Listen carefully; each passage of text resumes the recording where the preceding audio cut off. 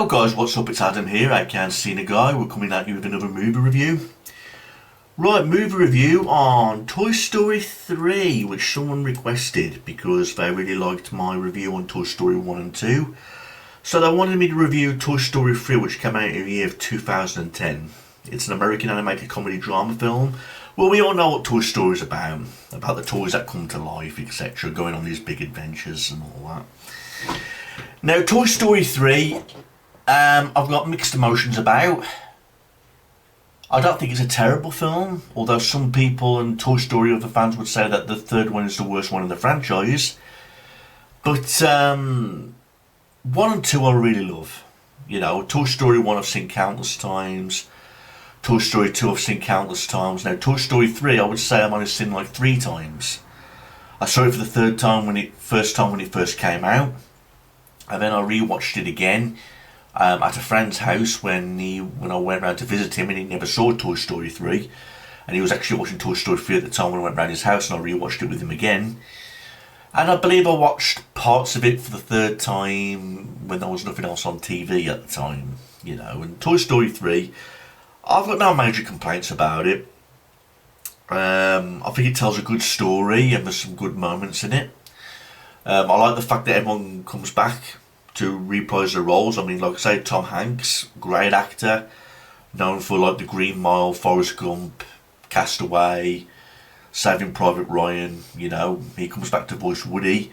Tim Allen comes back to do Buzz Lightyear. And what I was really intrigued about this was the actors that did all the voice of the toys in this movie, because I did not know this until later when I did some research. Michael Keaton actually did the voice of Ken the doll in this. You know, I love Michael Keaton, well known for like, you know, Batman and Batman Returns and Beetlejuice and some other great memorable roles. I mean, I'll go through the roles one go. I've already mentioned Tom Hanks and Tim Allen. Joan Cusack comes back as Jessie. We've got Don Rickles as Mr. Potato Head, Wallace Shawn as Rex, John Ratzenberger as Ham, and Esty Harris as Mrs. Potato Head. We've got Ned Betty as Lotso the bear. Michael Keaton, I mentioned him, and we've also got Jodie Benson as who played Barbie. And John Morris, who now plays Andy, who's much more older and hasn't played with the toys in years, but still has feelings for them. You know. Well, the film opens up with shows recordings of Andy playing with the toys, basically. And we later learn that this is like a pre-recorded video because Andy's now grown up and he's ready to go to college. And a bit of a sad factor is that some of the toys do not come back. You know, in this, I mean, the army soldiers disappear at the start of the movie. They parachute out the window because I feel like they're no longer wanted by Andy. Bo Peep is not in this, although I hear that she comes back in Toy Story 4. I'll get this right out here straight away. I've not seen Toy Story 4, so I don't know if it's a good movie or a bad movie. But hopefully I'll get to watch it in the future so I can make a review on it. So basically, there's not many toys left. I mean, you get your obvious ones like Woody, Buzz, Ham, Rex, Jessie, Mr. Potato Head, whatever. You get like the main characters of the toys. And they're being packed away and Andy wants to put them in the attic. But they accidentally get thrown out by Andy's mother. Okay. Now, one thing I noticed about this, I mean, the toys are meant to be about friendship, they're meant to be about honour, loyalty. Yet you can't help but feel sorry for the Woody character sometimes, because it seems like the toys always turn on him. You know what I mean? They turned on him in number 1 where Woody was meant to knock Buzz behind the cabinet, but instead he gets knocked out the window. They turn on him in part 2, you know, when he decides to stay with the prospector, Jessie, and Bullseye, you know, Woody's horse.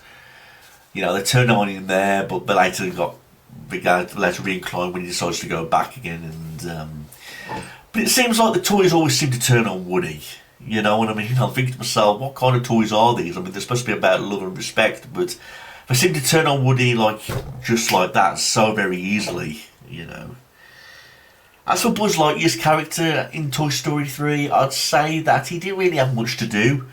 in compared with Toy Story 1 and 2. I mean, yes, in number 1 he was about the new toy, and Woody was becoming increasingly jealous of Buzz Lightyear because he was getting all the attention. But then they later develop a friendship because they work together to try and go to Andy, you know, who's moving home.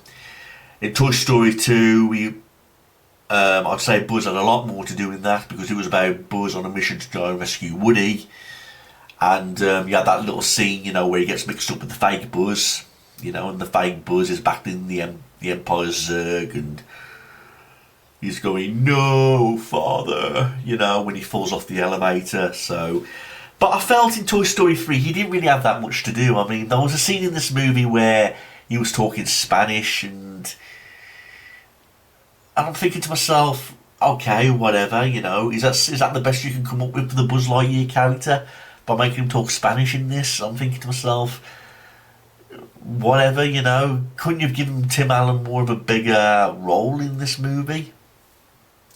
I mean, he does his thing. I mean, the toys, after getting thrown out, they go to this nursery known as Sunnyside, where, you know, it's like a play school for kids, you know, but it's more like a jail, because the toys are trying to be avoided by being played by all the brats, you know. And there's a scene in this film where they lick the toys, putting toys up the nostrils, drooling on them, spitting on them, and playing with them aggressively, you know what I mean? So, we get introduced to some new toys, which I thought was a really nice touch, you know, because although some of the toys did not come back in, you know, for this movie, we get to see some new toys, including the main villain.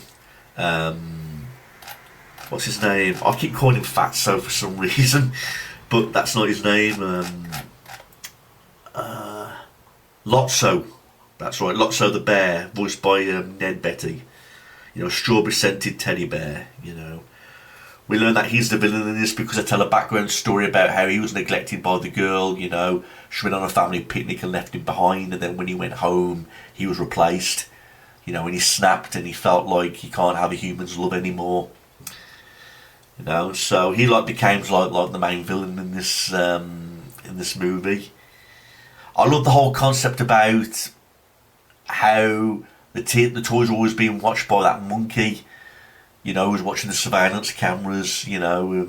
If you look closely, I'd say that's the same monkey that was on the front cover of Monkey Shines, that horror movie, Monkey Shines, you know, with the clapping cymbals, you know, alerting anybody when he sees anybody on the camera, you know, that fucking annoying monkey.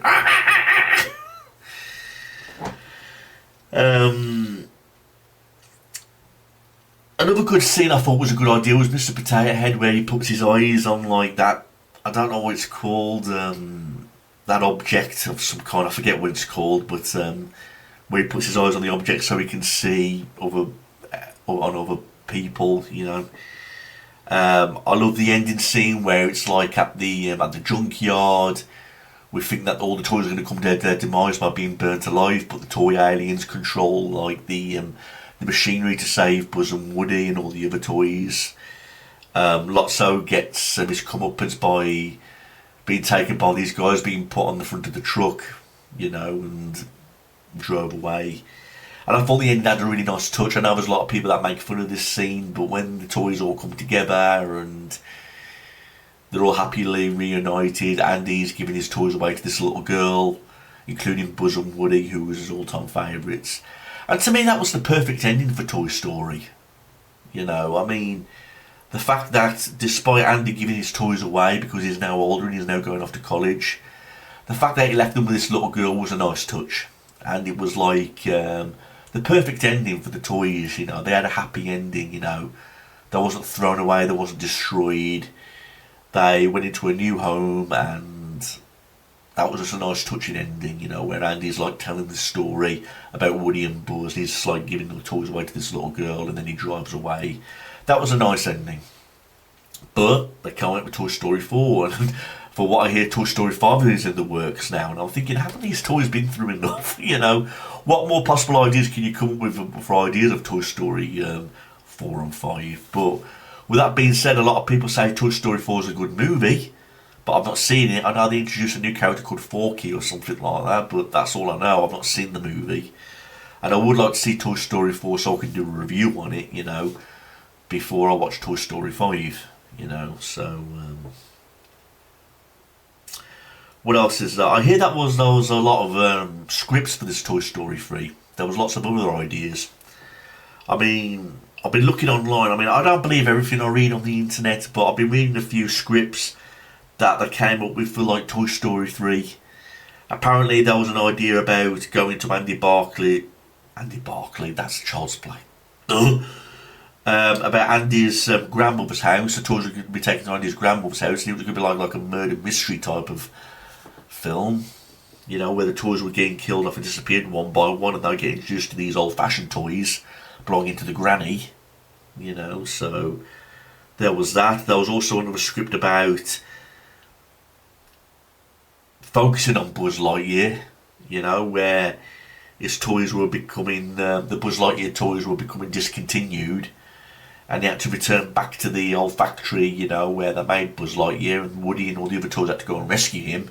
A bit like Toy Story 2, where Buzz was on a mission to rescue Woody. This time it would be Woody rescuing Buzz, but they didn't go with that. So they got this idea, and I thought this idea was fine enough. The whole concept about Andy Barclay going off to college and Mom accidentally throwing him out. They go to the Sunnyside play school, and it's more like a play jail. They interact with all these other toys, I thought Michael Keaton did a good job of Ken the doll. I thought it was funny, how people make fun of him because he's like a girly toy.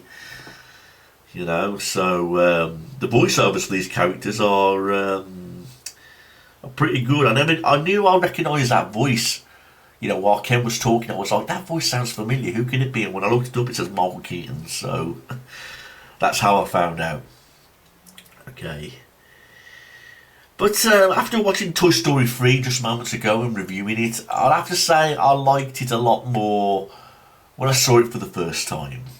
But Toy Story 3, it's not going to be like Toy Story 1 and 2 where I'm going to constantly watch it over and over again. It's my least favourite one in the franchise so far. 1 and 2 I've seen countless times. I think they're very lovable films, lovable characters, great adventures. And I thought Part 3 really worked with some of the ideas I came up with. With it taking place in Sunnyside and introducing all them dolls, Lotso being the villain, and I thought they come up with some pretty good ideas, but I just really agree with the fact that it had the perfect ending. I mean, there's not really any need to make any more Toy Story movies. I mean, like I say, haven't the toys been through enough? I think even Tom Hanks said that in an interview, saying that he felt that the toys had been through enough and there's a lot more you can do, but still, they continue to make sequels. Again, what else is there to say about Toy Story 3? Other than I thought it was a fine movie, and again, not one I'd watch over and over again like I did with Toy Story 1 and 2. I've mentioned that a bit of a downer is where Woody always gets the blame and people turn on him, especially these loving toys. And I wish they would have given Buzz Lightyear, Tim Allen's character, a lot more to do in this movie. I mean, it seems like all they had, the best idea for him was that they made him speak Spanish, And I think to myself, is that the best you can do, Think of more ideas for the Buzz Lightyear character. What other things will I state about this movie? I'll just read some of the facts. Bear with me one moment while it pains. Yeah, Toy Story 3 earned $415 million in the United States, and in Canada, $652 million. And in other countries for worldwide, over $1.067 billion, becoming the highest gross animated film of all time, until it was surpassed by Frozen in 2013. But in 2014, it became the highest gross film of 2010. So, despite what fans say, despite people saying it's one of the weakest ones in the franchise, it was still a success for what it was, and it still made a lot of money. 98% based on 313 reviews, with an average rating of 8.9 out of 10. So that's what it was given, 8.9 out of 10. So you can't really complain.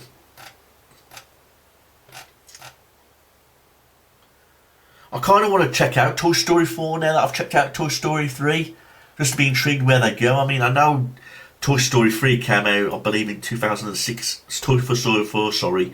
That came out in 2016, I believe. Just let me look that up. I believe it was 2016. Toy Story 4. No, I was wrong. 2019 that one came out. 2019.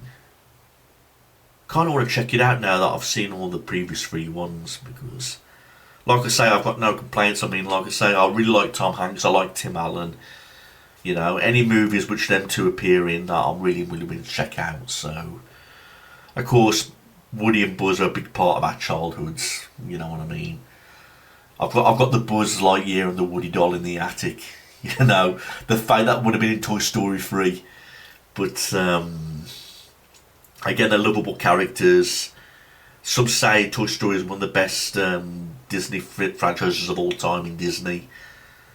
So, yeah, that's basically my review on Toy Story 3, everyone. Overall, I'll just say right now, it's a fine film. Not one I'd watch repeatedly over and over again like Toy Story 1 and 2, but I still like some of the ideas. I like the characters. It's a shame that Bo Peep doesn't come back for part 3, but I believe that's in part 4. Wish there would have been more nice to Woody, and I wish Buzz Lightyear had a lot more to do. Those are my only little differences, but I like the first act, I like the second act, and I like the ending. You know what I mean? Great ending.